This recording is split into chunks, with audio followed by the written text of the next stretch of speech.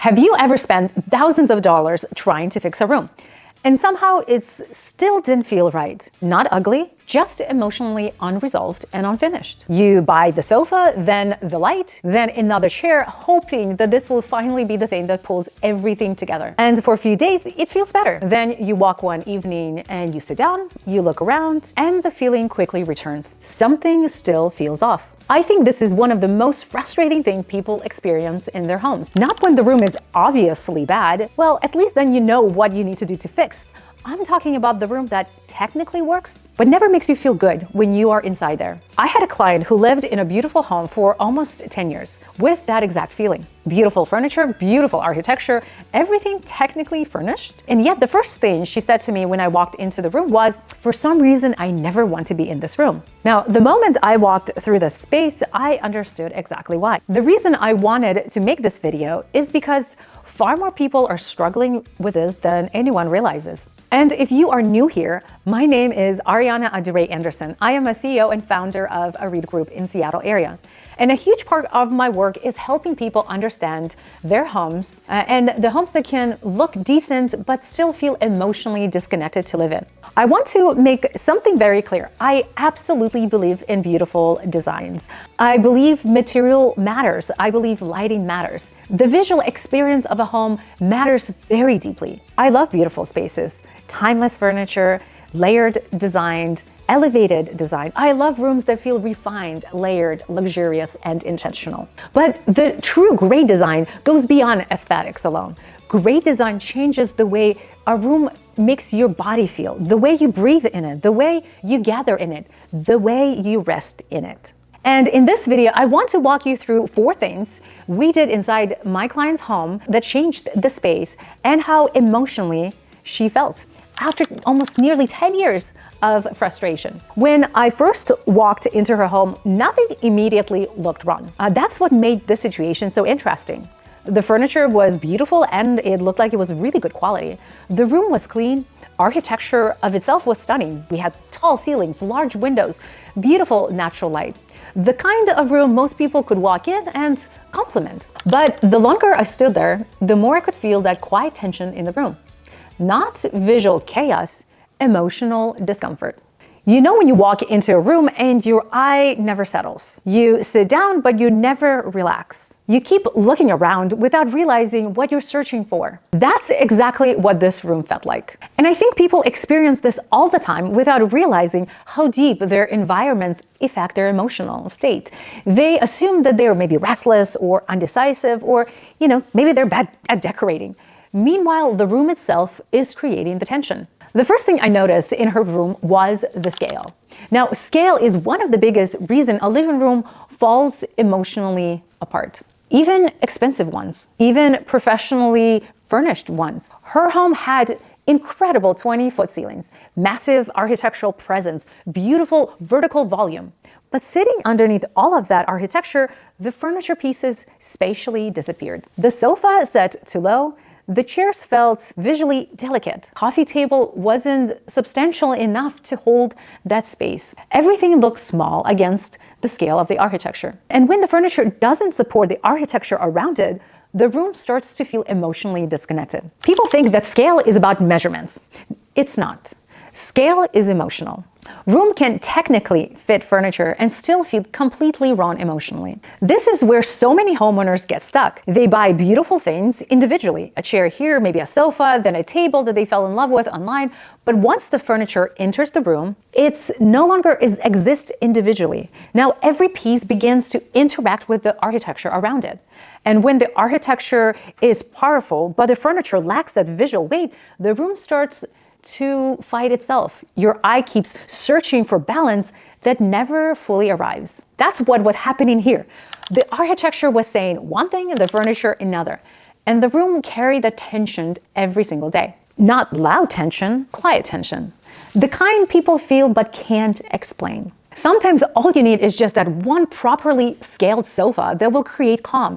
Sometimes slightly larger coffee table that grounds the entire room emotionally, and other times a taller seating that will create balance without changing the layout at all. The goal is not to fill the room. The goal is to emotionally support the architecture. And once we started correcting the scale, the room began to feel more stable. Not heavier, not crowded, stable. Like the room could finally hold itself properly. The second issue became obvious almost immediately after that. The room had no anchor. There was no proper rug grounding the space. And I know rugs often are treated like accessories, decoration, optional, but emotionally, rugs do something incredibly important in your living room. They tell the room where the living happens. Without a rug, furniture starts floating visually. Every piece feels disconnected from the next. And that's exactly what was happening in her home. The sofa felt separated from the chairs. The chairs felt disconnected from the coffee table. Nothing felt unified. The room had no center of gravity. I always tell clients this: a living room should feel like a conversation. And hers felt like everyone had emotional, drifted into separate corners. When we introduced proper scaled rug, the room softened, not in a trendy way, in a human way. The furniture finally belonged together. The room stopped feeling temporary. The emotion temperature changed. Softness matters more than people realize, especially in the large homes. Tall ceilings, stone, glass, wood floors, large open spaces, beautifully individually. But when every surface feels hard and expensive, the room can start feeling emotionally cold without people understanding why. A rug absorbs some of that tension. It quiets the room visually, it creates intimacy, it creates emotional softness. And scale matters here too. Tiny rugs are one of the fastest ways of making the room feel disconnected. Our rug should be able to support the entire furniture relationship, not just sit underneath a coffee table like an afterthought. Once the room had proper anchor, we noticed a third issue, and that was lighting. This was the moment that changed everything emotionally. The room had soaring 20-foot ceilings, beautiful architecture, beautiful height, and yet the only lighting in the entire room was the recessed cans. That was it. No chandelier, no sculptural fixture, no visual connection between the upper volume of the room and the living space below. So all the height felt emotionally empty. People think tall ceilings automatically create luxury, but height without intimacy often creates emotional distance instead. Our room can feel impressive and uncomfortable at the same time. That's exactly what was happening here. The eye traveled upward into the emptiness, nothing visually connected ceiling to the furniture below. So the room felt detached from its vertical. When we installed a beautiful chandelier, the emotional experience of the room changed completely. And not a tiny fixtures trying to disappear politely into the architecture. A proper scale chandelier with presence, something that acknowledges the height instead of ignoring it. And then the room felt intimate, not smaller. That's a huge difference. Intimate. Chandelier visually lowered the emotional center gravity of the room. It brought warmth downward. It gave the eye somewhere to land. It connected the architecture back to human scale. Lighting is emotional direction, not just visibility. Bad lighting leaves room feeling exposed, flat, emotionally unfinished. Now, layered lighting creates atmosphere, rhythm, moments, and comfort. One overhead light source almost never supports the entire living room properly, especially large ones. You need moments of glow throughout the room. A floor lamp by a chair, maybe a table lamp at eye level, lighting that exists at multiple heights. Lighting guides experience. It's not just for sight. And finally, the fourth issue became incredibly clear. The room had no layering. Everything expressed in one visual plane. The sofa back sat at the same height as the chairs. Chairs sat at the same height as the accessory sets. Even the visual movement throughout the room stayed horizontal. So the eye had nowhere to travel naturally. When the room lacks variation in height, in texture, in movements,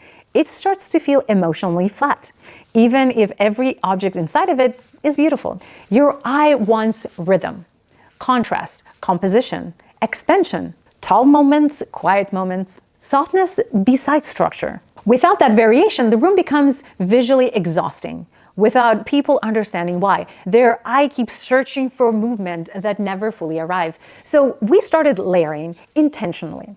Taller branches, softer textures, lighting at different layers, draperies that would emphasize the vertical architecture.